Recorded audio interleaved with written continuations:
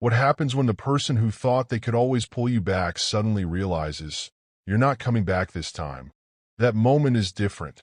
Not because you screamed, not because you exposed them, not because you tried to get revenge. It happens when you become completely unavailable to the old cycle. For so long, they may have been used to your reactions. A message would get your attention. Distance would make you anxious. A cold phase would eventually bring you back to explain yourself, fix things, or search for closure. Then one day, something changes. You stop chasing answers. You stop defending yourself. You stop checking whether they noticed your absence.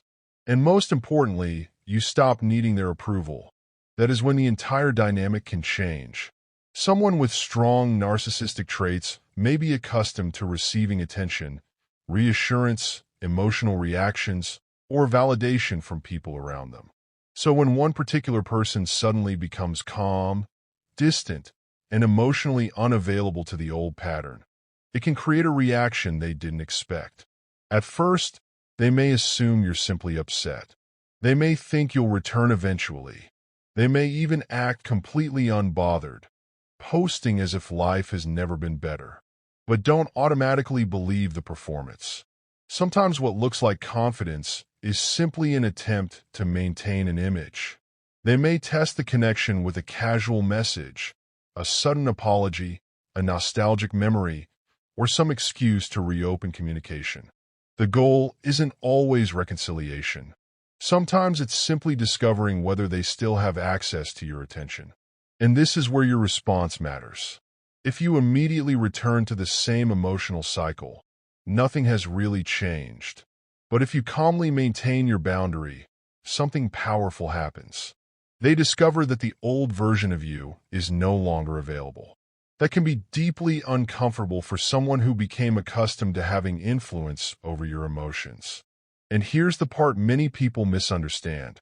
Their reaction isn't necessarily proof that they suddenly discovered your value or developed genuine love. Sometimes they're reacting to the loss of access, familiarity, attention, or control they associated with the relationship. That's why their behavior can become confusing. One day they appear indifferent. The next day they seem unusually interested. Then they may disappear again. Then suddenly another message appears. It's a cycle designed to test whether the door is still open. And when the answer remains no, the story begins to change. They may try to convince themselves that you were the problem. They may tell mutual acquaintances a different version of what happened. They may present themselves as the person who was hurt. But you don't have to enter that courtroom. You don't have to defend every detail of your past to everyone. Your healing does not require a public victory. Your peace is enough. And this is where your real transformation begins. You stop measuring your progress by their reaction. You stop wondering whether they're thinking about you. You stop checking their social media for evidence that they're struggling.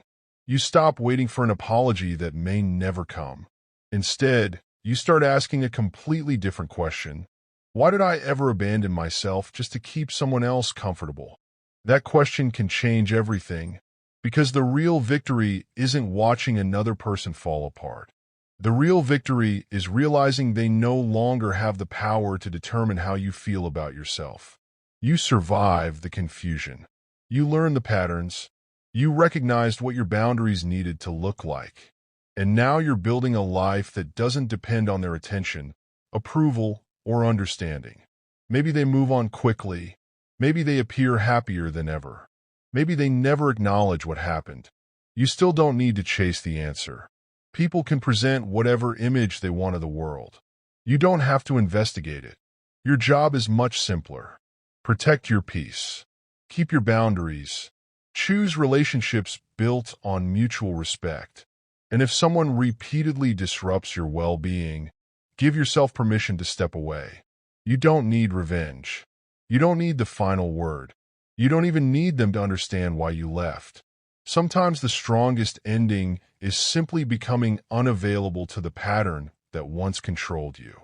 So if you're watching this while rebuilding yourself, remember this. Your silence isn't about punishing anyone. Your distance isn't about winning. It's about choosing yourself. And when you finally stop looking backward, you may realize the person you were waiting to save was you all along.